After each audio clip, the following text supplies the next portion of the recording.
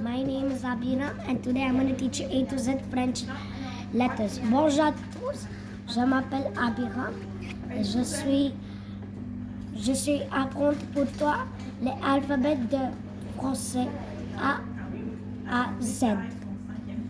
Ok, le premier mot, okay, I'll say in English.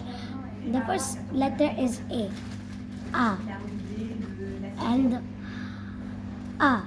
Repeat after me. A. Okay. Now the second word is B. B. Repeat after me. B. Now C. Repeat after me. C. C. C. Okay. Now letter D. D. Letter E. E. Letter F. F.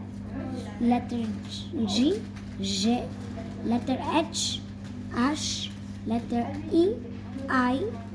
Okay, I'll say it again. Letter I is E. Letter J is G. Letter K is K. Letter L is L. Letter M is M. Letter N is N. Letter O is O. Letter P is P. Letter Q is Q. Letter R is R. Letter S is S. Letter T is T. Letter U is U. Letter V is V.